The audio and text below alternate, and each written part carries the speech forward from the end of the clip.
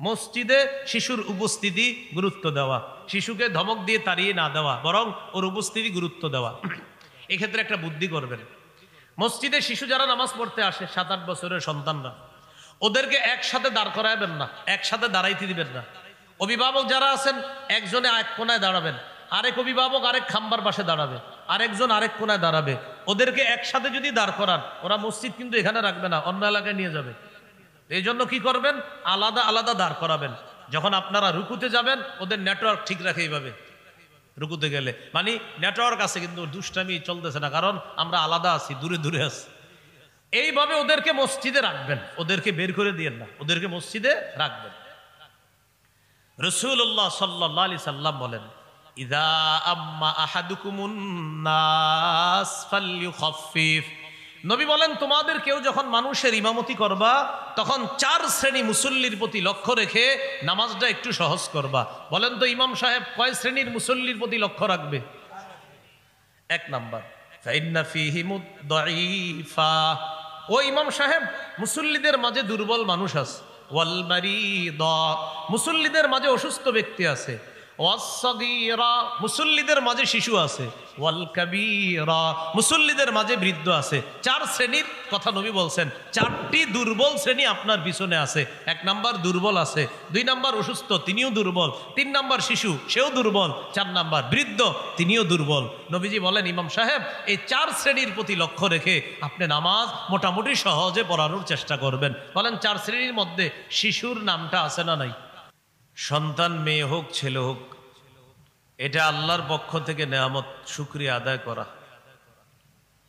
25 পারা 7 নম্বর পৃষ্ঠা সূরা শুরা 49-50 নম্বর আয়াতে আল্লাহ বলেন, লিল্লাহি মুলকুস সামাওয়াতি ওয়াল আরদ ইয়াখলুকু মা ইয়াশা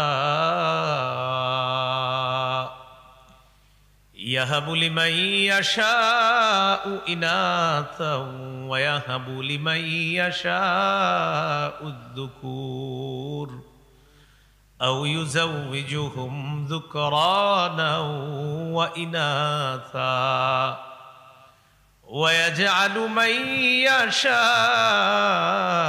আকীমা। আসমান জমিনের রাজত্ব আল্লাহর। তিনি যাকে ইচ্ছা কন্যা সন্তান দান করেন, তিনি যাকে ইচ্ছা ছেলে সন্তান দান করেন, তিনি যাকে ইচ্ছা ছেলে মেয়ে উভয়টা দান করেন, তিনি যাকে ইচ্ছা ছেলেও দেন না মেয়েও দেন না, নারীকে বন্ধা বানান, এই ক্ষমতাও তার। আয়াতে আল্লাহ সন্তানের আলোচনা করতে গিয়ে আগে আলোচনা করলেন মেয়ের, পরে আলোচনা করলেন ছেলের। কিন্তু আমাদের সমাজের কুসংস্কার, মেয়ে হলে চেহারা কালো করে অভিভাবক, নাউজুবিল্লাহ। 14 পারা 12 নম্বর পৃষ্ঠা সূরা নাহলের 58 নম্বর আয়াতে আল্লাহ বলেন, ওয়া ইযা বুশশিরা আহাদুহুম বিল উনসা যাল্লা ওয়াজহুহু মুসওয়াদ্দাও ওয়া হুয়া কাযীম। কিছু মানুষ আছে, তাদেরকে যখন কন্যা সন্তানের সুসংবাদ দেওয়া হয় তাদের চেহারাটা কালো হয়ে যায়, দুঃখে ভারাক্রান্ত হয়ে যায়, চেহারা কালো করে ফেলে। মেয়ে হলা এটাও আল্লাহ নেয়ামত, ছেলে হওয়া এটাও আল্লাহ নেয়ামত। যে হবে শুকরিয়া আদায় করা। দুনিয়াতে সন্তান আসার পর ছেলে মেয়ে যে আসুক তার কানে আজান দেওয়া, এটা প্রথম অধিকার সন্তানের। আবু দাউদ হাদিসের কিতাব 6105 নম্বর হাদিসের বর্ণনা। এই হাদিসের বর্ণনাকারী সাহাবীর নাম উবাইদুল্লাহ ইবনে আবি রাফি' রাদিয়াল্লাহু তাআলা। তিনি বলেন, রাআইতু রাসূলুল্লাহি সাল্লাল্লাহু আলাইহি ওয়াসাল্লাম আযানা ফি উযুনিল হাসান ইবনে আলী ইবনে আবি তালিব রাদিয়াল্লাহু তাআলা আনহুমা হিনা ওয়ালাদাতহু ফাতিমাতু বিস-সালাহ।